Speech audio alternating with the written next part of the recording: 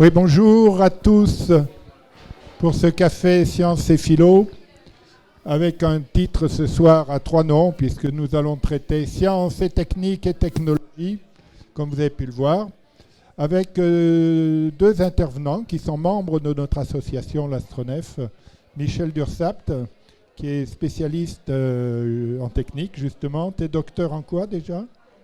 En mécanique. Docteur en mécanique. C'est un titre pas classique.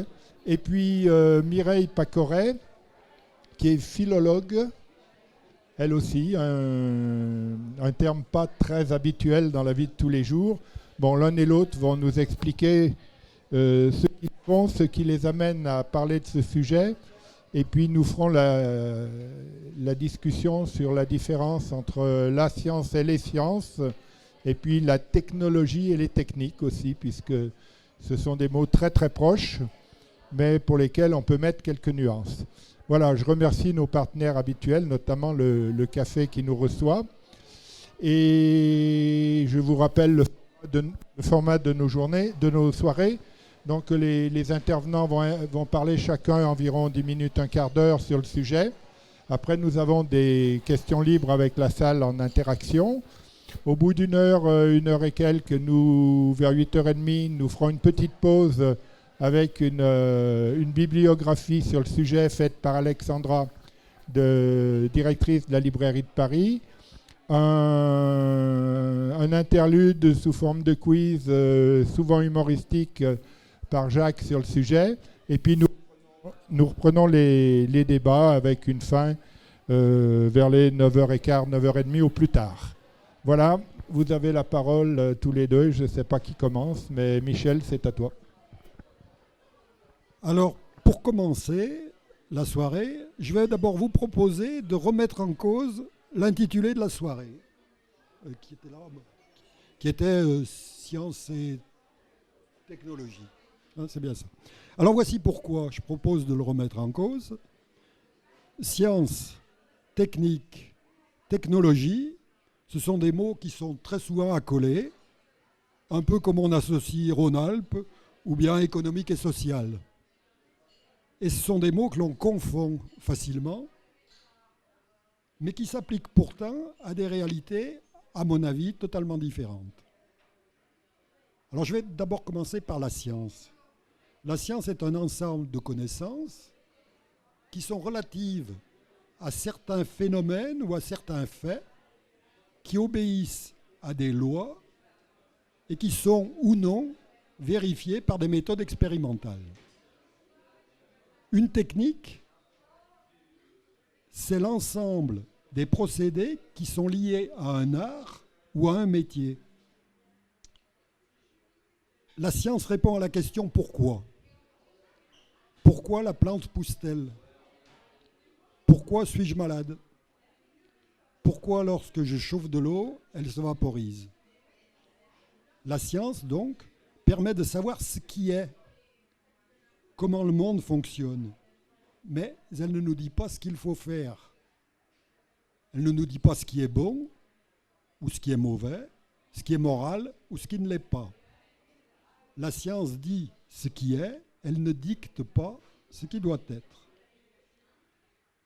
La technique. La technique, elle, répond à la question comment. Comment dois-je faire pour faire pousser la plante? Comment la médecine peut-elle me guérir? Comment chauffer l'eau et la transformer en vapeur? La technique, donc, dit comment il faut faire pour obtenir un résultat. Alors un exemple, la méthode scientifique, c'est un outil de la science. C'est donc une technique utilisée par les scientifiques. Alors la technologie. La technologie, c'est l'étude théorique des techniques. C'est donc une science. La science qui étudie les techniques. Si l'on fait la distinction qui est habituelle entre science fondamentale et science appliquée, la technologie est une science appliquée. Voici pourquoi je suggère plutôt comme intitulé de la soirée Science et technique plutôt que science et technologie, qui à mon sens serait redondant. Alors, je vais prendre un petit exemple qui est personnel sur ma vie, sur mon histoire. Un exemple qui est technique, on va le voir, mais qui est aussi scientifique. Alors, c'est l'exemple de la trempe de l'acier. Alors, même s'il n'y a pas de spécialiste, vous savez que la trempe des aciers permet d'augmenter leur résistance et leur dureté. Et lorsque j'avais 10 ans, on m'a expliqué que la qualité des eaux du furan permettait une trempe particulièrement efficace des armes et que c'est pour ça que, je crois que c'est François Ier avait créé une manufacture d'armes. Quand j'ai eu 15 ans, j'y reviendrai tout à l'heure, j'ai fait ma scolarité à l'ENP, ce qui est devenu le lycée Étienne Mimard. Alors, à 15 ans, j'ai appris dans les ateliers de l'ENP la technique de la trempe. On chauffait de l'acier, alors je reprends les termes de l'époque, à la couleur rouge cerise clair, et puis on le refroidissait dans de l'eau ou dans de l'huile. Donc il n'y avait aucune raison que je ne croie toujours pas à la légende dont j'ai parlé tout à l'heure. À 16 ans, l'année d'après, j'ai appris dans les cours de technologie, cette fois-ci, que la couleur rouge cerise clair correspondait à une température de l'acier qui permettait la réalisation de la trempe. Alors, on peut remarquer qu'à l'époque, dans les ateliers des maréchaux ferrants ou des forgerons, c'était très sombre. Et c'était volontaire pour que, justement, ils puissent bien voir la couleur qui était la seule indication de la température qu'ils avaient à l'époque. Et donc, comme j'ai appris que c'est la vitesse de refroidissement qui entraînait l'apparition de la trempe, à ce moment-là, j'ai compris que la légende, qui est toujours colportée encore, de la qualité des eaux des furans n'avait aucun fondement en ce qui concerne la trempe de l'acier. Et puis plus tard, la science des métaux, la métallurgie, me permit de comprendre les modifications cristallines qui entraînent la solution du carbone dans le fer, puis de comprendre l'action de la vitesse de refroidissement et pourquoi et comment cela provoquait une modification des caractéristiques mécaniques des aciers. Voilà un petit exemple pour montrer comment moi je vois la différence entre ces termes.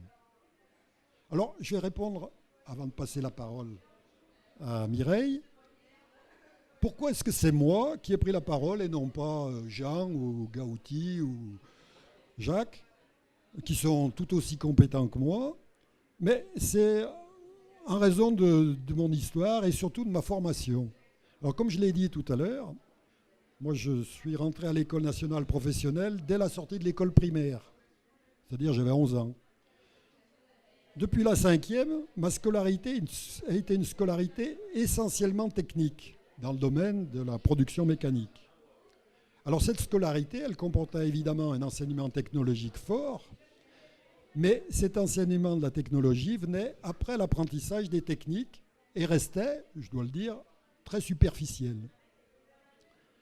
Alors c'est après plusieurs années d'enseignement des techniques et de la technologie, d'abord dans des lycées, puis après en école d'ingénieurs, que j'ai compris qu'il était absolument indispensable de connaître beaucoup plus à fond les bases des sciences fondamentales. Et à mon avis, ceci est absolument indispensable pour faire apparaître de nouvelles techniques qui permettront de résoudre les problèmes cruciaux qu'a entraîné l'utilisation effrénée des anciennes techniques. Et je rappellerai que ce n'est pas en cherchant à améliorer la bougie qu'Edison a imaginé l'ampoule électrique.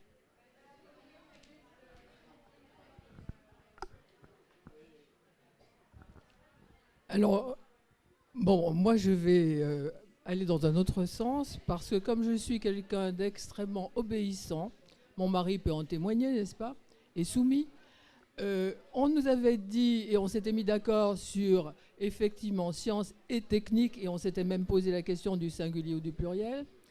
Et moi j'avais commencé à penser un petit peu de la technique, enfin à penser un peu à la technique. Et puis la semaine dernière, quand j'ai découvert la petite convocation qui est apparue dans les mails, j'ai vu que c'était science et technologie. D'où mon désarroi énorme, parce que je n'ai pas la compétence de vous tous en la matière, comme vous pouvez vous en rendre compte par mes préoccupations majeures. Donc, je me suis dit, oulala, comment je vais faire? Est-ce que la différence est à ce point sensible? Comment faire pour arriver à changer son fusil d'épaule et à répondre véritablement, parce que ça, j'en suis soucieuse, à la question qui nous est posée ou au thème qui nous est proposé. Alors, comme je suis effectivement philologue et que j'aime bien jouer avec les mots, m'intéresser aux mots, non pas parce que les mots sont des choses, mais enfin, les mots et les choses ont quand même des affinités, je me suis tout de suite précipitée dans mes livres de chevet que sont les dictionnaires non pas encyclopédiques, mais lexicographiques. Et j'ai cherché vite, technologie, technique, c'est quoi la différence, etc. Et là, stupeur, je pensais avoir enfin une réponse nette, précise, qui allait me donner une orientation tout aussi nette. Et puis, malheureusement, c'est là où je diverge un peu dans les avis avec celui de Michel, je n'ai pas été particulièrement comblée, parce que je me suis aperçue en regardant divers dictionnaires que la confusion régnait en matière de définition, puisque d'une part, le terme de technologie est un terme relativement récent. Hein. Il ne faut quand même pas oublier qu'il est apparu simplement à la fin du XVIIe siècle et même surtout au XVIIIe siècle. En plus, si on regarde certains dictionnaires, on vous définit la technologie, comme l'a dit Michel, en décomposant, c'est-à-dire logos, la science, techné, de l'habileté, des arts, des métiers, etc. Donc, et en particulier de l'habileté manuelle. Et par ailleurs, on vous dit aussi dans d'autres dictionnaires, la technologie, c'est tout simplement de la science appliquée, comme tu l'as dit. Donc, c'est une espèce de complexification matinée de science, de technique. Voilà. Et puis, en continuant mes investigations, j'ai découvert qu'en fait, si le terme était récent, c'est parce que aussi, et s'il était confus surtout, c'est parce que aussi on l'avait emprunté à l'anglais et qu'il était passé, comme beaucoup d'autres mots, de l'anglais au français. Alors avec une autre couche, une autre strate sémantique, puisque les Anglais appellent technology quelque chose qui correspondrait plutôt à la technique. Et je me suis demandé du même coup si ce que nous appelions technologie, en ayant hérité le terme de l'anglais, n'était pas finalement une espèce de confusion, de mélange entre technique et puis quelque chose qui serait plus de ce que tu as dit, la technologie. Voilà. Donc ça, c'est ma contribution philologique. Et maintenant, je vais essayer de vous parler donc de la science et de ce que j'appelle, moi, la technologie, c'est-à-dire une application de principes scientifiques dans la technique. Voilà. En gros, ça sera ma définition. Donc, il m'a semblé, comme Michel aussi, qu'il y avait beaucoup de confusion de fait, non seulement du fait de la lexicologie, hein, non seulement parce que les mots n'étaient pas clairs, mais aussi parce que, en fait, dans la réalité des choses, peut-être qu'on ne sait plus très bien où est la science, où est la technique, où est la technologie. On voit des choses qui nous apparaissent, des produits, des processus, etc. Et on n'a plus du tout le sentiment parfois que la science est derrière, ou on a le sentiment donc, que c'est que de la science et pas véritablement de la technique, etc. Donc je me suis d'abord ingéniée, pour reprendre un terme qui est tout à fait d'actualité ici, à essayer de montrer, pour moi au moins, j'espère, que ça sera quelque chose qui vous intéressera malgré tout, essayer de voir ce qui fait le clivage, finalement, entre ce qu'on peut appeler techné, en fait, du domaine de la techné, de la technique, quel que soit finalement le contenu exact que l'on met là-dedans, et puis ce qui est la science. Donc, qu'est-ce qu'il y a de différent et de spécifique à chacun de ces domaines? Alors, la première spécificité, elle nous est donnée par, je reviens à mes chers amours, elle nous est donnée par l'étymologie. Hein, l'étymologie, la science, scientia, c'est le savoir, c'est la connaissance. C'est un mot hérité du latin, bon, comme tout le monde le sait, hein, qui veut dire donc connaissance, savoir. Voilà. Quant à la techno quelque chose, technologie ou technique, c'est le mot grec techné, qui veut dire habileté manuelle. Hein. Ce que l'on pourrait appeler, si vous voulez, d'un terme, alors qui n'est pas celui auquel vous allez penser directement, mais le sens un peu plus vieillot, un peu plus traditionnel, l'industrie. Hein, l'industrie, c'est-à-dire l'habileté justement à fabriquer des choses, finalement. D'accord ? Je soulignerai quand même le paradoxe ici du fait que les latins scientia nous ont donné donc cette idée de connaissance et de science, alors que les latins étaient donc pas spécialement bons en sciences, mais plutôt en technologie ou en technique, et d'autre part que les Grecs qui, eux, étaient plutôt bons dans la science, mais pas spécialement techniques, puisque, comme vous le savez, il y avait des tas de trucs qu'ils ne savaient pas faire, à commencer par les voûtes, hein, telles qu'on les connaît. Bon, ben voilà, c'est comme ça s'est croisé, c'est assez marrant de le souligner. Alors, pour en venir aux différences, rapidement, je reprends de ce que je viens de dire. La science, donc, c'est une connaissance, c'est-à-dire que l'objet de la science, sa finalité, c'est découvrir, connaître, comprendre notamment le réel. La science ne fabrique rien, n'invente rien. Elle se contente d'essayer de pénétrer bien, ce qui nous entoure et de comprendre justement ce que c'est et éventuellement comment ça fonctionne. La technologie, quant à elle est plutôt centrée sur la création, la fabrication, l'invention, on va dire, de processus, de machines, de procédés, c'est-à-dire qu'elle essaie non pas de connaître véritablement le réel, mais plutôt d'agir. On est dans le domaine de la praxis, comme on dirait en philosophie. Hein. C'est le domaine donc de l'agir, véritablement. Si je continue mon approfondissement des deux notions, on va dire que la finalité de la science, la fin poursuivie par la science, est une fin en soi. Je cherche à connaître tel processus, je cherche à connaître la matière, et ça me suffit à mon bonheur, si je puis dire. C'est une fin en soi. Alors que la technologie a toujours des fins, seconde, troisième, etc. Je prends un exemple très simple. La technologie fabrique un ordinateur, va nous permettre de fabriquer un ordinateur. Bon, c'est de la technique ou de la technologie, je ne sais pas ce que tu dirais, Michel, bon, peu importe, on ne va pas chipoter là-dessus.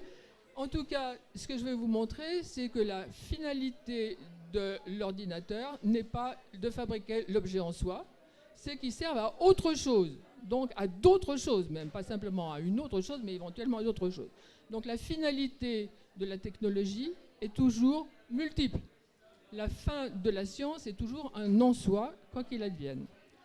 Par ailleurs, la finalité de la science, c'est aussi de chercher à aller, alors là je vais jouer un peu sur les mots, mais bon, vous me pardonnerez, d'aller chercher, non pas seulement pour comprendre le réel, mais au-delà du sensible, au-delà de ce qui nous apparaît, en grec phainomai, c'est-à-dire les phénomènes.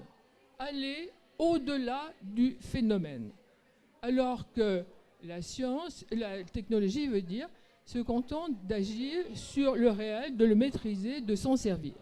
Donc pour schématiser, je dirais que la science cherche, et je te rejoins tout à fait, comment c'est, je prends des formules un peu triviales, hein, vous me pardonnerez, mais j'aime bien mettre en évidence le verbe être, comme tu l'as fait. Comment c'est, pourquoi c'est, comme ça, etc. Alors, du même coup, je dirais que la science va à l'essence et à l'essentiel, d'accord, hein, être, essence, essentiel, alors que la technologie cherche comment faire pour faire, si je puis dire, hein, comment faire pour faire. C'est-à-dire que la technologie tourne à l'existence, au réel, c'est de l'existentiel, si l'on peut dire. Et pour terminer sur cette dualité, enfin cette séparation entre les deux, et continuer dans mes propos philosophicaux, je ne sais pas quoi, je dirais que la science, du même coup, puisqu'elle cherche à aller dans l'au-delà du phainomai, du phénomène, elle est métaphysis, métaphysique, alors que la technologie, elle, cherche à fabriquer, donc elle est démiurgique et à envahir le réel par sa fabrication, et elle est extensive. Donc voilà, je me suis intéressé à cette à cette différence parce que justement, on constatait tous les deux qu'il y a souvent des confusions. Mais il faut bien dire que si confusion il y a, c'est pas le hasard. Hein, c'est pas simplement parce qu'on a l'esprit un peu tordu, c'est parce qu'il y a des tas de ponts, des tas de passages entre ce qui est du domaine de la techné et ce qui est du domaine de la science, de la scientia. Alors, quels sont ces passages que l'on peut voir entre les deux? Eh bien, la première chose qu'on peut dire concernant donc, le passage, c'est que je disais tout à l'heure que on parlait de l'apparition du mot technologie au XVIIe, XVIIIe siècle. Et il faut dire que c'est à ce moment-là, au XVIIIe siècle surtout, que les deux domaines de la science et de la technique ou technologie ont commencé à se rapprocher sérieusement. Hein. Bon. Ce qui m'amène à dire une première chose et un premier point de passage entre les deux, c'est que l'une comme l'autre sont inscrites dans le temps, dans l'histoire. Il y a donc une historicité de la technologie et de la science, ce qui explique aussi du même coup qu'elles sont susceptibles d'obsolescence, toutes les deux. Elles peuvent tomber en désuétude. On connaît des tas de théories scientifiques qui sont nulles et non avenues maintenant, des tas de procédés techniques qui sont également nuls et non avenus, qu'elles sont aussi du même coup, puisqu'elles sont inscrites dans l'histoire, susceptibles de changement. Il n'y a pas d'invariant là-dedans. Hein. Ça change, ça bouge, ça évolue sans arrêt. Et du même coup, parce qu'elles changent aussi sans cesse, il ne faudrait pas penser que ce qui est acquis à un moment est nécessairement, définitivement et toujours perdu. Il y a aussi, malgré tout, malgré l'obsolescence possible de la science et de la technique, la possibilité d'une continuité. C'est-à-dire on a les deux faits, soit rupture, soit linéarité. Et dans ce cas, eh bien, la technique et la science sont donc cumulatives, hein, du même coup. Et il ne faut pas oublier que les acquis peuvent être cumulatifs, justement parce qu'ils sont aussi transmissibles d'une génération à l'autre ou d'une façon à l'autre. Donc ça, c'est des premiers points. Qu'est-ce qui fait un possible passage? Si on va un peu plus loin, il y a des choses beaucoup plus évidentes sur lesquelles je vais passer rapidement. Le rapprochement entre la science et la technique, ou la techno quelque chose, hein, et les ponts aussi se dessinent, tout simplement parce qu'on assiste de plus en plus, maintenant en particulier dans notre période, à une interactivité entre la science et la technique. On pourrait même dire, si on voulait faire les pédants, une espèce de dialectique, puisque ce qui ressort est toujours plus que ce qui a précédé. Donc les deux s'étayent, se soutiennent, se provoquent même parfois, se sollicitent l'une l'autre. Et on sait très bien que la technique a besoin de la science pour exister souvent, mais aussi la science a parfois besoin des secours de la technique, effectivement, pour ça. Hein, il ne faut pas l'oublier. Donc, interactivité qui explique ce point de passage, mais aussi un autre trait de ces deux domaines de la connaissance ou de l'action, c'est que l'une comme l'autre, je tiens à le souligner, c'est un peu décousu ce premier passage, mais je crois que j'ai accumulé les choses parce qu'il y avait des choses auxquelles je tenais. Je crois qu'il faut dire aussi que les deux, sciences comme techniques, sont, et je le répète très fort, une spécificité humaine. Parce qu'il y a eu quand même des moments où les gens ont cru que la technique, notamment, était quelque chose que l'animal pouvait s'approprier. Notre intelligence, finalement, elle n'était pas si performante que ça, parce que regardez les animaux, les singes, ils vont chercher un bâton pour aller recueillir leur miel dans un machin, etc. Ce qu'on oublie, c'est que le bâton, il est déjà là, donc l'outil, on ne le crée pas, qu'en plus, l'animal est incapable de le modifier, qu'il est incapable de le répéter, etc. Donc ça, c'est vraiment, ce sont des critères, si vous voulez, de spécificité humaine. Par ailleurs, un autre point de rapprochement entre les deux qui fait que la confusion est possible et que, de temps en temps, on ne sait plus qui est quoi, c'est que j'ai parlé tout à l'heure des fins de chacune. Mais il y a une fin que je n'ai pas mentionnée parce que je la réservais pour maintenant, c'est que la science comme la technique ont une autre finalité qui est la prévision. Il ne faut pas oublier que la science et la technique ne sont pas là simplement pour connaître, pour agir, mais elles sont là aussi pour essayer de néantiser le hasard ou l'aléatoire. Alors elles y arrivent ou elles n'y arrivent pas, c'est sûr qu'elles n'y arrivent pas toujours, hein, et même parfois le hasard sert aussi la science et la découverte, mais en tout cas, elles essaient de faire en sorte qu'on ne dépende plus uniquement du hasard, de la nécessité. Et quand on tombe sur des trucs où on ne sait plus très bien, parce qu'on n'arrive pas à imposer des lois et à connaître des régularités des trucs, ben on invente des lois du hasard. Voilà. Et comme ça, on a fait une espèce de tour de passe-passe. Donc, voilà donc quelques points que je citais. En continuant donc dans ces points de rapprochement entre la science et la technique, il y a quelque chose qui m'est apparu, parce que ma culture, vous le comprenez, est une culture gréco-latine. Excusez-moi. C'est que la science et la technique ont été à l'origine, et sont encore plus même maintenant à l'origine, de toute une mythologie. C'est-à-dire que la science et la technique ont été mythoplastes ou mythoplastiques, comme on dirait à une époque lointaine, et on a l'impression que maintenant, bon, c'est fini. Mais détrompez-vous, pas du tout. La science et la technologie sont toujours aussi mythoplastiques ou mythoplastes que précédemment. Je dirais même que plus encore maintenant qu'avant. Je vais prendre quelques exemples qui vont faire bondir certains d'entre vous, je le sais, mais les mythes, par exemple, du transhumanisme, hein, le transhumanisme est une forme de mythologie, pour moi, je dis pour moi. L'intelligence artificielle au pouvoir qui va nous damer pion, etc., c'est aussi une espèce de forme de résurgence de mythologie. Donc, je pense que l'un des points de passage aussi entre la technique et la science, c'est précisément aussi d'être capable, susceptible de donner naissance à ces mythes.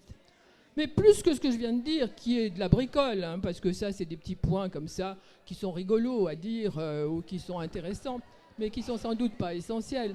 Je crois qu'on en arrive maintenant à l'essentiel. Qu'est-ce qui fait le plus de points de passage actuellement entre, hormis les choses très scientifiques, entre la technique et la technologie? Je crois que c'est l'énormité de l'impact qu'ont et la science et la technologie dans le monde actuel, dans la société, dans nos idées, dans nos façons de concevoir les choses. Les bouleversements qui sont arrivés à cause justement des découvertes scientifiques ou des applications technologiques, c'est quelque chose d'énorme. Excusez-moi, absolument d'énorme.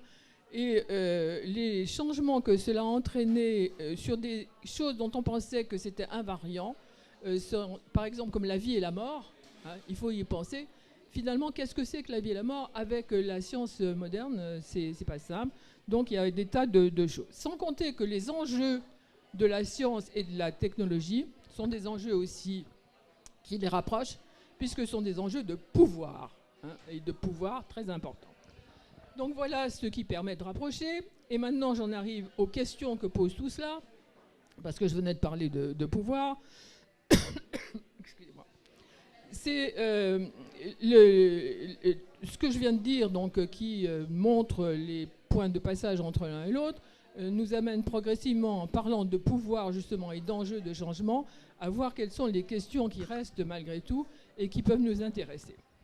Alors, en parlant de ce pouvoir, je crois qu'il y a quelque chose qui est une question qui vient à l'esprit tout de suite, c'est le problème de pouvoir de l'argent. Hein. Quand on parle de pouvoir, il y a aussi dans la capacité qu'a la technique et la science à donner un pouvoir, il y a aussi ce problème du pouvoir de l'argent et le lien, la corrélation qu'il y a entre science, technologie et argent. Et notamment aussi avec un troisième larron dont on n'a pas parlé, l'industrie, qui est quand même ce qui permet à la technologie d'exister. Donc Mireille, pouvoir, oui. Garde un peu des munitions pour les questions. Oui, mais justement, c'est les questions que je veux suggérer. Pouvoir donc de l'argent, ce qui nous amène à dire, est-ce que finalement la science peut garder son indépendance puisqu'elle a besoin d'argent? Est-ce que la technique peut garder son indépendance? Est-ce qu'il n'y va pas y avoir des espèces de pouvoirs, de moyens de pression là-dessus? Est-ce que ce n'est pas quelque chose qui est nécessaire, mais qui va finalement aussi sans doute entraver la recherche, entraver l'évolution telle que chacune de ces disciplines voudrait que ça se passe? On peut dire aussi que, pardon, excusez-moi, en matière de pouvoir et de liberté, donc, et d'entrave peut-être à la liberté de la découverte, de la recherche, etc., il y a des gens, sans doute, et les phobiques en particulier, qui ont certainement envie, par moment, de voir au contraire un contrôle. Ils se disent chic, s'il y a un contrôle de la science et de la technologie, c'est bien, tant mieux, parce qu'au moins, elles ne feront pas n'importe quoi. Hein, et on courra peut-être moins de risques que cela. Il faut quand même bien dire ici, et Michel l'a dit tout à l'heure, que en matière de contrôle et d'imposition d'un moyen de contrôle quelconque, le contrôle moral pour la science, c'est hors de question de le mettre. La science n'a pas à rendre compte de la morale et n'a pas de collusion à avoir avec la morale. La technologie, c'est autre chose. Excusez-moi, les allergies du printemps sont redoutables. Donc, est-ce que le contrôle serait meilleur? Question. Qui pourrait faire le contrôle? Hein? Comment ça pourrait s'exercer? C'est la question que je pose et j'espère que vous essaierez d'y répondre. Une autre question, c'est le problème de l'imprévisibilité. Bon, est-ce qu'il y a des moyens de prévoir comment va évoluer telle technologie, telle application, telle utilisation, etc. Donc, on a tout un tas de questions comme ça qui se posent. Et en particulier, quelque chose par quoi je voudrais terminer, c'est le problème des inégalités que crée la technologie et la science, qui est absolument énorme, et dans les sociétés, et entre les sociétés. Et pour terminer définitivement, cette fois pour faire plaisir à Jean, je dirais que si la philosophie n'a pas besoin de la technique ou de la science pour courir continuer à avancer véritablement. En revanche, maintenant, à la lumière de ce que je viens de dire, et surtout des derniers points que j'ai abordés, je crois qu'il faudrait peut-être réfléchir à la question qui va vous paraître ramener les choses un peu à moi-même, mais est-ce que finalement, la science et la technique n'auraient pas aussi besoin, dans une certaine mesure, de la philosophie? Voilà. Bien, merci Mireille pour ce long exposé. Tu as mis en brèche ma fonction qui est gardien du temps, mais je sais que le temps est relatif aussi. Et j'ai découvert depuis longtemps que le temps des littéraires n'est pas le même que celui des scientifiques. Bon, c'est un petit clin d'œil. Je voudrais juste rappeler qu'en fait, les questions, c'est plutôt la salle qui va les poser et c'est vous deux qui allez essayer d'y apporter des réponses. Je vais laisser le micro à qui veut poser la première question. Bonsoir. Ma question s'adresse plutôt à Madame Bacoré. Vous avez souligné le fait que la science et la technologie la technique sont plutôt d'essence humaine. Est-ce que vous ne pensez pas que dans le règne animal, par exemple dans le monde des abeilles ou dans le monde des castors, il y a la technique qui n'a pas besoin de science? Pardon, j'ai pas entendu la fin.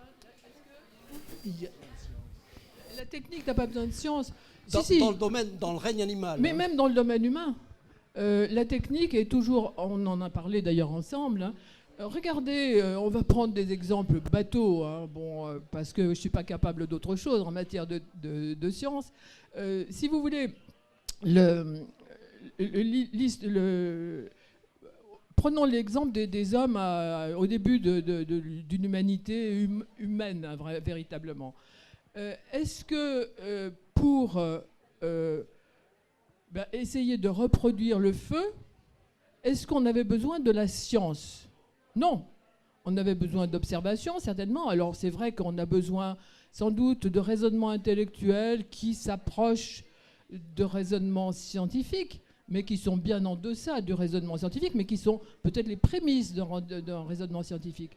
Mais la technique simple n'a pas besoin de science. Comme le disait Michel tout à l'heure, la technique peut découvrir des choses que la science confirme après. Hein, je crois qu'il y a des tas d'exemples que vous sauriez mieux donner que moi, parce que je le répète, je ne suis pas du tout compétent dans la matière scientifique, où on sait qu'il y a eu des techniques. Je crois que l'histoire de la machine à vapeur, c'est ça. Détrompez-moi si je dis des bêtises. Je crois que la machine à vapeur, si ma mémoire est bonne, a été découverte comme ça un peu, j'ai pas envie de dire par hasard, mais sans aucune aide scientifique, et que tout ce qui concerne la je sais pas quoi, dynamique, ça s'appelle, c'est ça, hein? Ouh là là, je suis bonne, hein. La thermodynamique est venue bien après. Je crois qu'on a, par exemple, l'inoculation en matière de médecine. Alors moi, j'aime bien parler médecine parce que là, j'y connais quelque chose, au moins, le reste, non. En matière de médecine, on a commencé par inoculer. Vous savez, inoculer, ça voulait dire qu'on mettait un peu de croûte de variole aux gens, hein, parce qu'on avait repéré que ceux qui avaient eu la variole, finalement, on ne la reprenait pas. Donc, on a commencé par faire ça bien avant qu'on connaisse les processus de l'immunologie, hein, par exemple. Donc, la technique, pour répondre à votre question, n'a pas besoin d'intelligence scientifique, hein, n'a pas besoin de la science, pardon, vais-je dire. Et pour les animaux, j'en reviens quand même aux animaux, ben, évidemment. Mais est-ce qu'on ne peut pas dire quand même que il y a quelque chose qui est une forme d'observation, de transmission, de quelque chose? Mais je crois pas. Bon, puisque j'ai le micro, je vais poser une question à Michel avant de donner d'autres questions dans la salle. Je me suis rendu compte, en te présentant, Michel, aujourd'hui, qu'il y avait une question que je ne t'avais jamais posée, puisqu'on se connaît depuis très longtemps.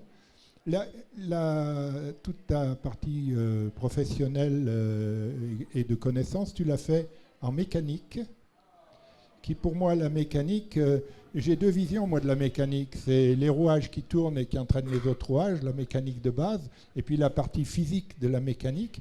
Quel rapport tu mets entre la mécanique, la science et la technologie? Oui, bon, c'est un peu compliqué. Alors, d'abord, la mécanique, c'est tout simplement une branche de la physique, hein. Donc, c'est ce qui traite des mouvements et des efforts.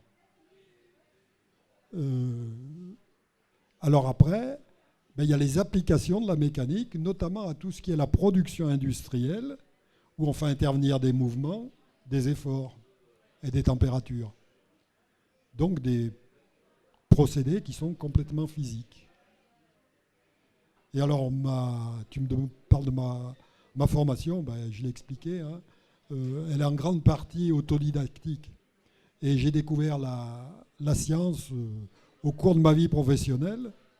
Et puis, comme dans la religion, c'est les derniers convertis qui sont les plus convaincus, hein.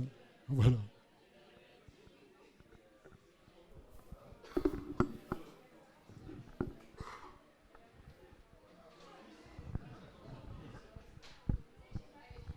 Alors oui, justement, puisqu'on parlait d'études, je trouve que c'est intéressant parce que je me souviens quand j'étais étudiant aussi, avant un terminal, je me posais la question, est-ce que j'allais plutôt vers des études scientifiques ou des études technologiques? Est-ce que c'était pour me diriger vers un DEA ou pour me diriger vers des études d'ingénieur?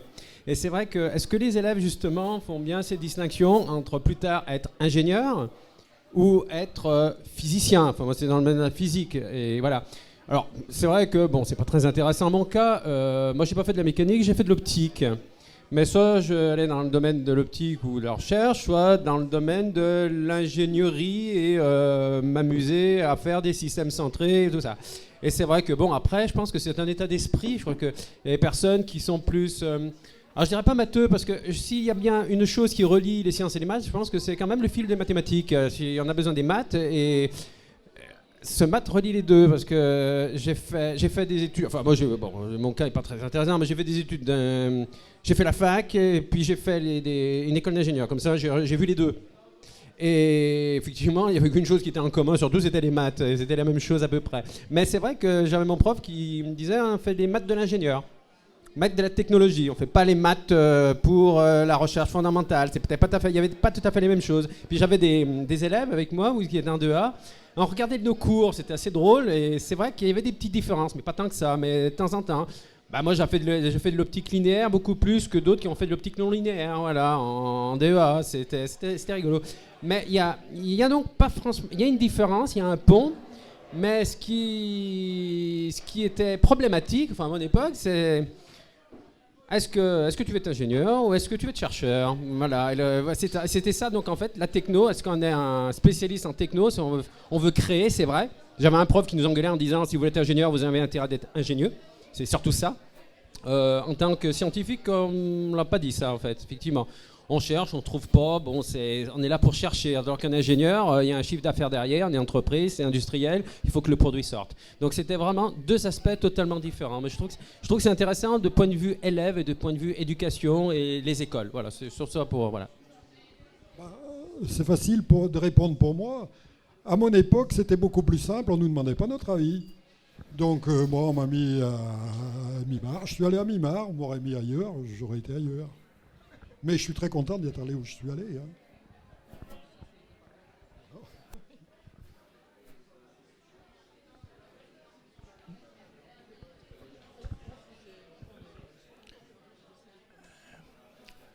Je me permets une question à vous deux.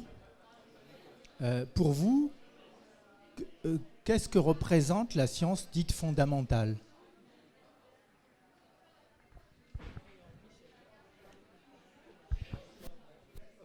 Comme c'est moi qui ai parlé de science fondamentale tout à l'heure, c'est-à-dire que je fais moi la différence entre la science fondamentale, c'est-à-dire savoir connaître des phénomènes, et la science appliquée où effectivement on utilise cette connaissance pour des applications industrielles ou domestiques ou médicales ou quoi que ce soit. Moi, c'est comme ça que je fais la différence. Mais est-ce qu'elle est bonne? Je ne sais pas. Oui, c'est la même chose. Pour moi, la science fondamentale, c'est la science de la recherche fondamentale, sans qu'il y ait une vision d'application quelconque. Hein. Donc, une science mathématique, par exemple, qui me semble être par excellence la science fondamentale pour moi. Mais après, donc, ce que disait Michel, l'application, on passe à un autre domaine, science appliquée. Mais en matière de science, il y a des tas de classifications qui sont assez bizarres parfois. Il y en a même qui parlent de science citoyenne parfois. Alors moi, je voudrais poser une question aux scientifiques. Là. Qu'est-ce que vous pensez de la technoscience ou des technosciences? Est-ce que ça vous semble être un terme qui correspond à quelque chose qui est une réalité de tissu qui s'est fait entre les deux comme ça et où il n'y a plus qu'une seule entité? Ou est-ce que vraiment c'est un abus du langage?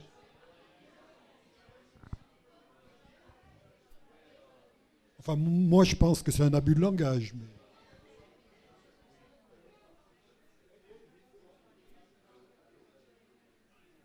Voilà.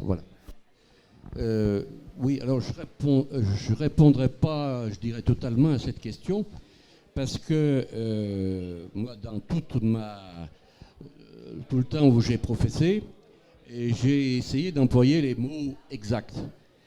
Et le mot technologie dont vous parliez tout à l'heure, il me semble bien qu'il est arrivé dans les années, enfin, je dirais dans la littérature actuelle, dans les médias, il est arrivé dans les années 70-80, parce qu'avant on parlait de technique, et que la technologie, c'était le discours sur la technique, l'explication de la technique, les cours de technique, alors que maintenant, pour une question de snobisme, c'est un anglicisme, et on emploie le mot technologie à toutes les sauces, comme d'autres mots.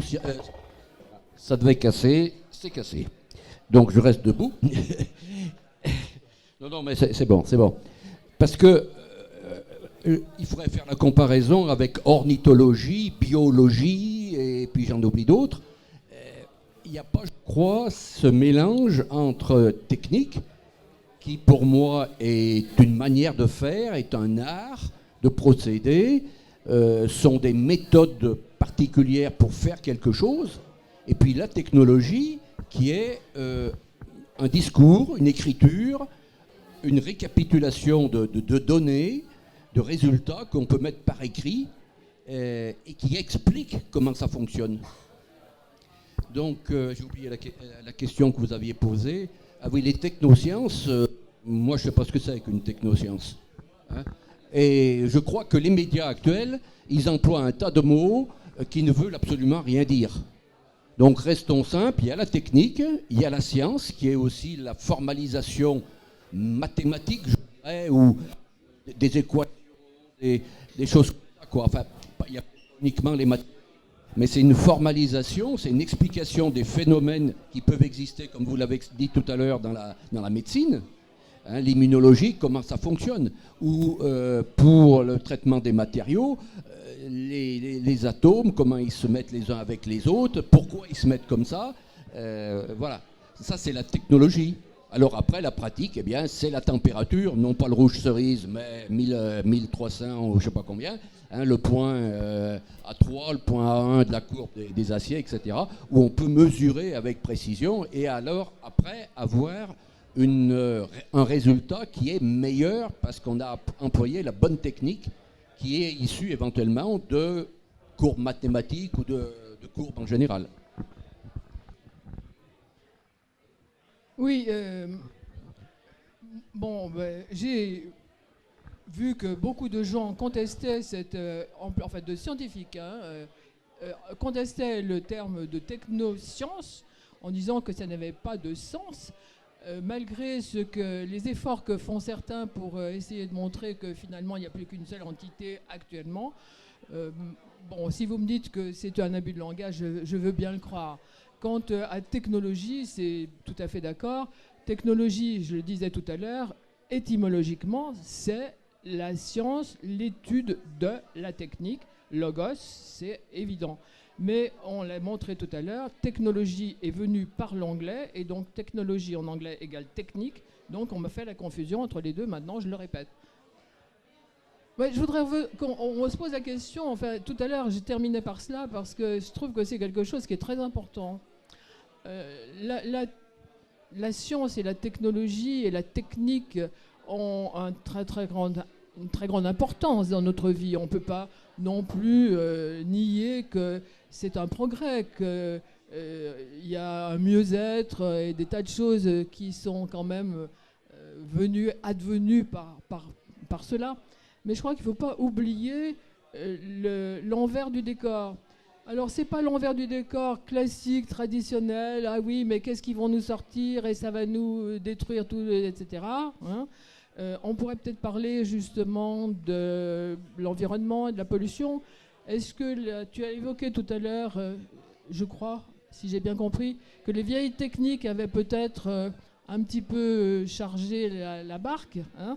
Et est-ce qu'on ne peut pas dire que justement la science et la technique ont comme enjeu maintenant d'essayer d'aller dans le bon sens, hein, d'un côté, notamment dans le domaine climatique. Mais je reviens sur ce qui me préoccupe et qui est peut-être moins bateau que le problème de l'environnement dont tout le monde parle, y compris en politique, hein, vous le savez bien, c'est le problème de l'inégalité. Je crois qu'il faut bien se rendre compte que les inégalités sociales, ça existe et ça existera certainement tout le temps.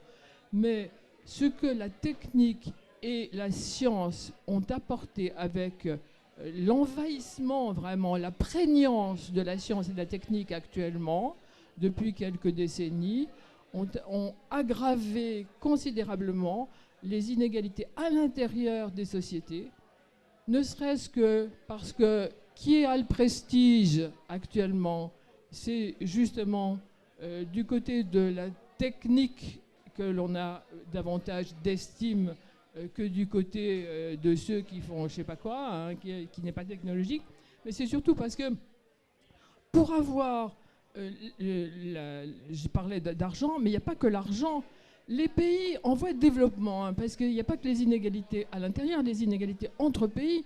Les pays en voie de développement ne pourront pas rattraper à ce petit jeu le train où nous allons, parce qu'ils n'ont ni les infrastructures sociale, politique, universitaire, industrielle, technologique, qui permettrait justement de développer la technologie et la science au même niveau que nous l'avons.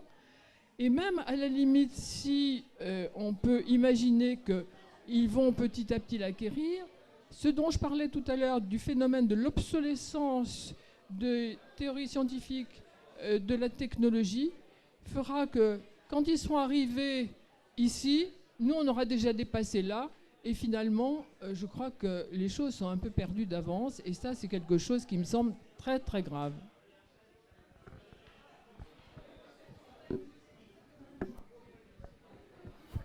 Bonsoir. J'avais une question vis-à-vis de quand est-ce qu'on commence à parler de science ou de technique. Il y a quelques semaines, j'étais allé voir un apiculteur. Et donc, au fil des saisons, l'apiculteur, il récolte son miel et tout ça. Il est mu par le fait de produire plus de miel, sauvegarder son cheptel et tout ça. Et il passait son temps à dire que lui, de toute façon, il était nul en maths quand il était petit et qu'il faisait surtout pas de science. Mais par contre, je me suis vite tourné sur sa gauche et puis il y avait une pile de calepins comme ça. Et sur tous les calepins, il y avait toutes ces observations où tous les jours, il allait noter la météo, l'hygrométrie, enfin un tas de paramètres comme ça, descriptifs. Et sans jamais faire un calcul, finalement, il cherchait des corrélations. Des corrélations entre des paramètres extérieurs qui mesuraient et puis est-ce qu'il produisait plus de miel ou est-ce que elle mourait, enfin des choses qui l'intéressaient concrètement.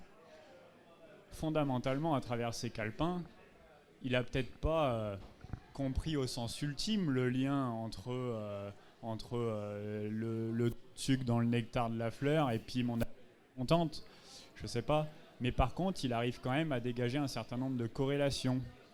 Est-ce qu'à ce niveau-là, on commence à parler de science ou est-ce qu'on est jusqu'au boutiste en disant tant qu'il n'est pas capable de m'expliquer plus en profondeur le lien physique entre le pourcentage de sucre du nectar de ma fleur et la bonne santé de mon cheptel d'abeilles, à partir de quand je passe de la technique, finalement lui il partait de ça, où il essayait de la faire évoluer, mais il mettait en place une forme de démarche scientifique qui derrière lui apportait une information. Et là, par rapport à ce que vous avez dit, théoriquement, on comprend bien la distinction, elle est très claire, et puis quand on se confronte à une situation concrète, on a du mal à définir à partir de quand on fait de la science ou à partir de quand on est pleinement dans le domaine de la technique. Et ça arrive assez souvent dans les thèses en ce moment, par exemple dans les thèses en école d'ingénieur, le curseur, il est un peu flou. Ou quand est-ce qu'on fait une thèse scientifique ou est-ce qu'on est resté juste dans le domaine de l'optimisation technique? Alors moi j'aimerais bien savoir, d'après vous, l'apiculteur, est-ce qu'il restait dans le domaine de la technique ou est-ce que par sa démarche, il avait des balbutiements de création de connaissances scientifiques? D'abord, lier forcément sciences et mathématiques, ça n'a pas de sens. Les mathématiques sont une science, bien sûr, mais c'est aussi un outil et qu'on peut utiliser, et qu'on doit utiliser. Même l'apiculteur en question, quand il va faire une moyenne ou il commence déjà à utiliser les mathématiques. Mais l'expérimentation, l'observation, sont des outils qui sont couramment utilisés en science. Donc à partir du moment où on essaye de comprendre ce qui se passe, on fait de la science, à mon avis. Oui, j'ai parlé tout à l'heure de prémices de science en parlant de l'inoculation ou du feu. C'est ça, on est sur le chemin de la science. Alors si on ne veut pas choquer les gens qui veulent que leur précaré soit bien gardé, qu'on appelle science des trucs bien particuliers, on peut dire que ce sont des savoirs. Voilà. Mais c'est quand même le début de la science. L'homme de Cro-Magnon dont je parlais tout à l'heure, enfin qui n'était pas forcément un Cro-Magnon, il pouvait être de Néandertal ou je ne sais pas quoi, qui se disait comment reproduire le feu, il se posait des questions de manière intellectuelle aussi, il essayait par tâtonnement, par observation, par reproduction, réitération, etc., anticipation sur ce qui va se passer. C'est un procédé qui est de la science. Si je puis intervenir sur ce sujet, puisque j'ai fait de la météorologie toute ma carrière professionnelle, il y a une partie de la météorologie qui s'appelle l'observation. L'observation, c'est la base de la science, mais ce n'est que la base. Il ne faut pas s'arrêter là. Il faut après se servir de l'observation et la traduire en déduction, en conclusion. Mais il n'y a pas de démarche scientifique qui ne commence pas par l'observation.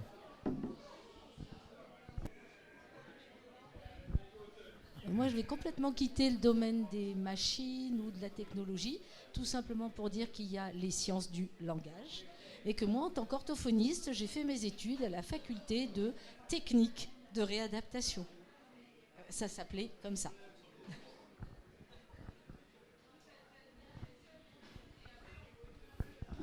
Oui, on pourrait poser la question des sciences humaines aussi. Est-ce que les sciences humaines sont des sciences aussi?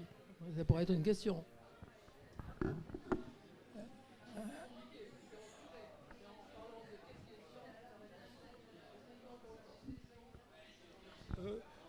C'est pas vraiment hors sujet parce que dans la science telle qu'on l'a définie, on a bien dit, je vais reprendre les termes que j'ai utilisés, qui est la connaissance relative à des faits ou des phénomènes qui obéissent à des lois.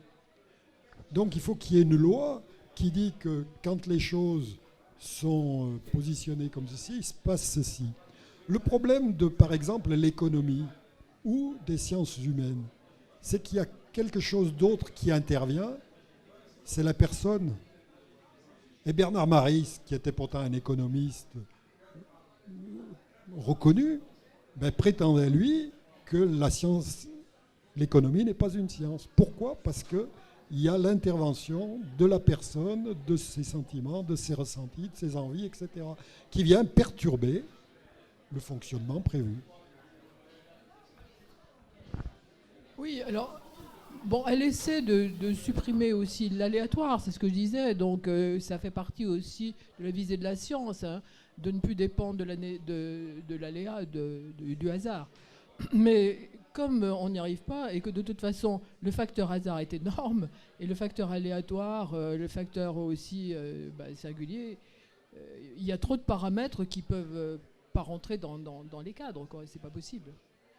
Et moi, j'hésite toujours aussi à utiliser le terme de science aussi humaine. Certaines sciences humaines le terme me semble un peu abusif. Je me permettrai juste d'ajouter, alors c'est peut-être un point de vue, mais c'est un point de vue auquel je tiens.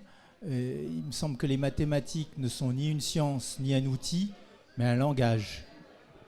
Et je pense qu'en tant que langage, il a un positionnement qui est très différent et d'une science et d'une technique. Je voudrais poser une question aussi encore aux scientifiques ici, chercheurs, etc. Je parlais tout à l'heure de la dépendance de la recherche, de la science, de la technologie à l'égard de l'argent, de l'industrie, etc. Il y a deux types de financement, le financement public et le financement privé, qui ne sont pas, à mon avis, mieux l'un que l'autre, hein, parce que le financement étatique peut très bien dériver vers des choses abominables, etc. Je voudrais savoir, vous, les chercheurs qui travaillez des trucs, comment ça se passe? Est-ce que vous avez l'impression d'être vraiment canalisé quand vous faites un programme de recherche? Est-ce que vous savez que ce genre de trucs, déjà, ça passera pas, que ça vaut pas la peine, etc.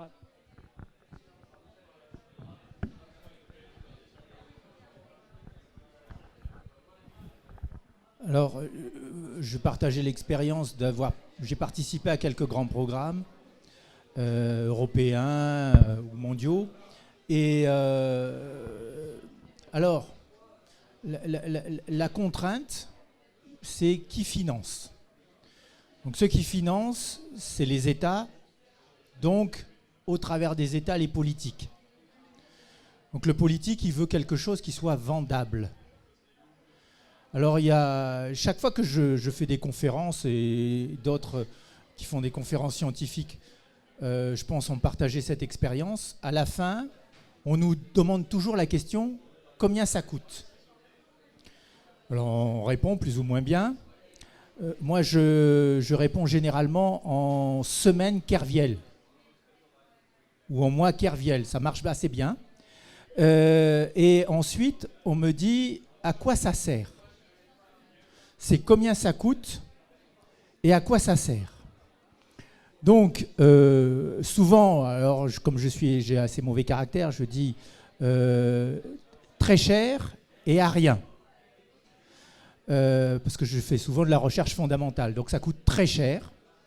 Là, quand je dis très cher, c'est 1 milliard d'euros. Voilà, donc on revendique d'être très cher. Et ça sert absolument à rien, puisqu'on fait plutôt de la recherche fondamentale, savoir qu'il existe des ondes gravitationnelles ou que l'univers s'est créé il y a 14,14 milliards d'années.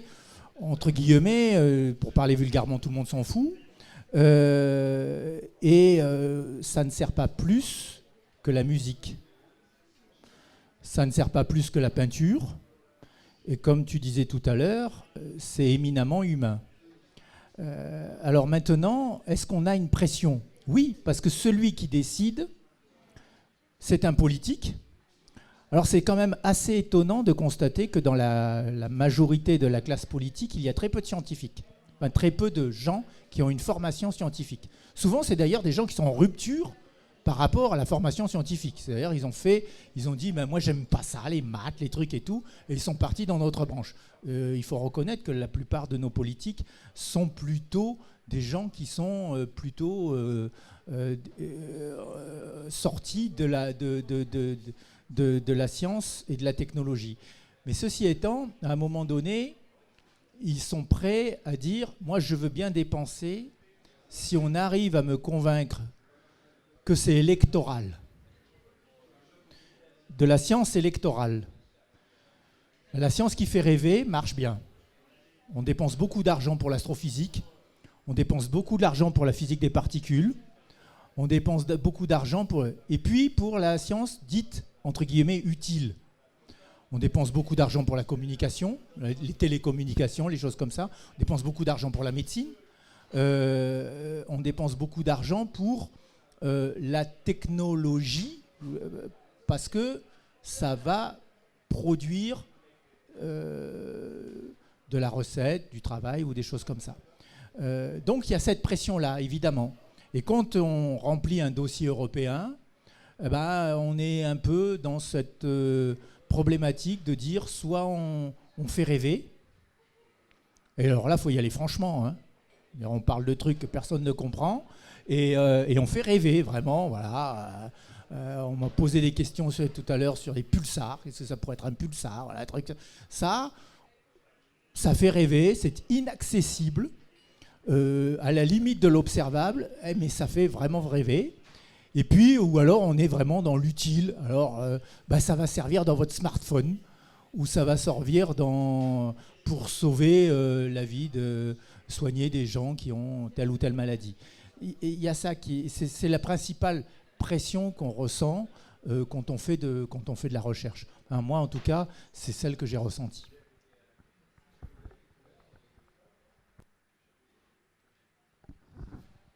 J'ai une petite chose à rajouter à propos de l'utilité. Cette semaine, j'ai par hasard vu sur Arte, je ne sais plus quoi, un reportage sur... j'ai vaguement vu un reportage sur les ateliers des musées nationaux à Paris. Et il y a deux choses qui m'ont fait vraiment mal au cœur à propos de l'utilité, du gaspillage, etc. Je ne dis pas que la science dont tu parles, c'est du gaspillage, mais il y a quand même des choses qui sont abusées. Il y a... oui, vous allez voir. Une première chose, on a utilisé un scanner pendant 5 heures sur un tableau de Modigliani pour savoir si vraiment il mettait son aplat comme ceci ou comme cela. Hein? Bon, 5 heures. Sur une statuette grande comme ça, 2 heures de scanner, dans tous les sens, tout simplement parce qu'elle avait été... raccommodé, on va dire, à l'intérieur pour savoir si la tige qu'il y avait dedans était en bois ou en je sais pas quoi. Hein, j'exagère, mais c'est à peu près ça. Voilà. Moi, ça m'a fait hurler. Parce que utiliser 5 heures un scanner pour un truc qui n'a aucun intérêt, parce que ce qui est intéressant, c'est ce qu'on voit de Modigliani, le tableau qu'on voit, mais je m'en fous comment il a fait ces trucs. Hein. Bon.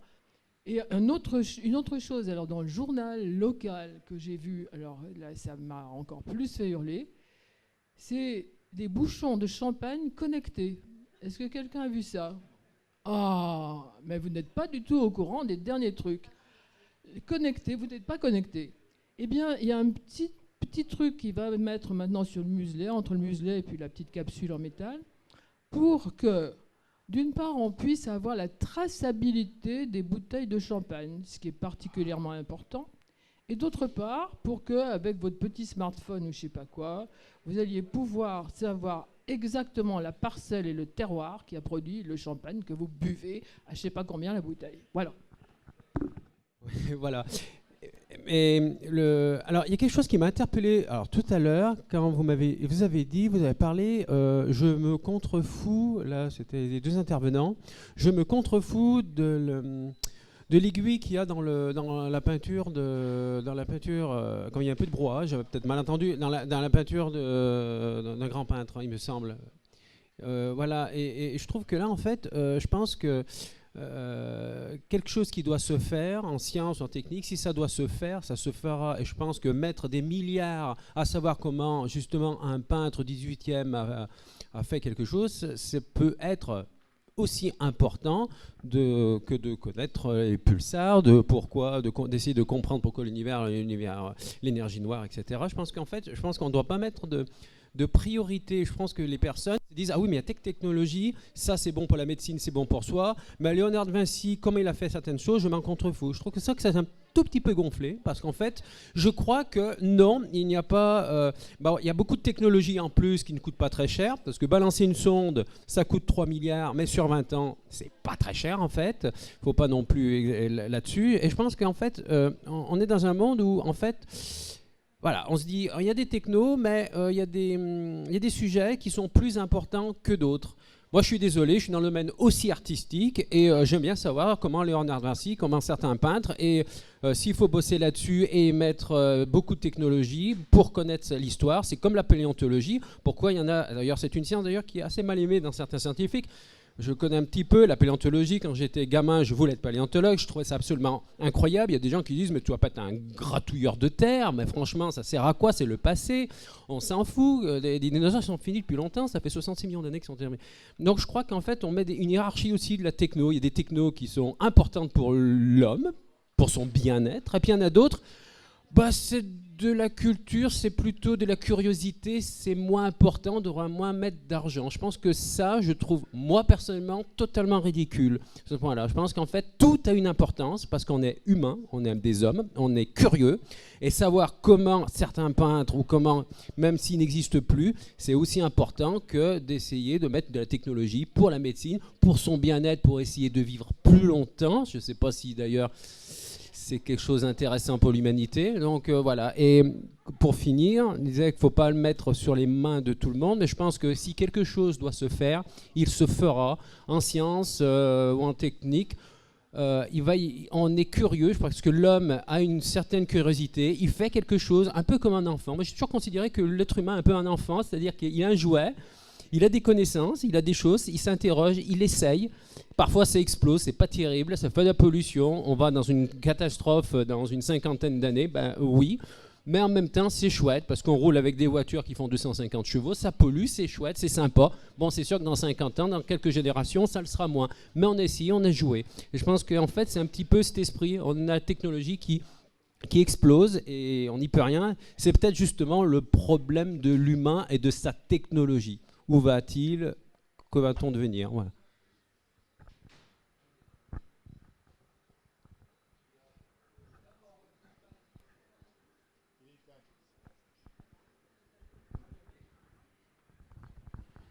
J'ai pas dit tout à fait les choses comme vous les avez dites. J'ai pas dit, d'abord, je me contrefous, mais j'ai dit que ça n'avait pas beaucoup d'importance et qu'on se fichait effectivement de ce genre de choses parce qu'on est dans le domaine de l'art et dans le domaine de l'art, on n'est pas dans le domaine de la technique. Et d'autre part, je pense que je crois savoir un peu ce que c'est que la culture et mon intérêt pour la culture me semble être bien avéré. Mais le problème que vous soulevez, j'y répondrai de cette façon. C'est-à-dire, si on avait les moyens de faire un scanner sur Modigliani, un scanner sur Léonard de Vinci, etc., et aussi sur tous les gens qui ont besoin de scanners à travers le monde, je n'y verrais aucun inconvénient. Mais quand on met en balance l'utilisation de scanners pour des choses que je vais dire quand même, excusez-moi, je maintiens aussi futiles et vaines par rapport à la vie humaine, je trouve que c'est un peu dommage. Je connais quelqu'un qui est un professeur de médecine qui, chaque année, va conduire justement, emporter des scanners un peu usagés de nos hôpitaux dans des pays où il n'y a rien et qui apprend à des gens à se servir justement de ça parce qu'ils en ont besoin. Et malheureusement, son grand dépit, c'est quand il revient, c'est de s'apercevoir que le scanner qu'il a patiemment réparé, installé, qu'il a appris à manipuler, etc., l'année suivante, eh bien, il est tout démonté parce que les gens s'en sont servis pour leur mobilette, pour prendre des pièces pour la mobilette. Oui, oui, c'est ça. Alors, ça paraît ridicule, mais ça veut dire que quand même, il y a des gens qui sont dans un tel dénuement que, justement, eh bien, leur vie personnelle et leur survie, ici, il s'agit d'une survie immédiate, est plus importante que la survie de l'humanité ou que la survie du voisin ou que le progrès de la science.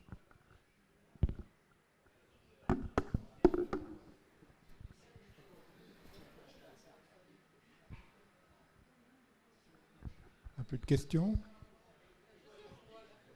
Eh ben, on va s'arrêter là s'il n'y a plus de questions. Merci à vous deux. Oui, il est 9h05. Merci beaucoup à vous deux.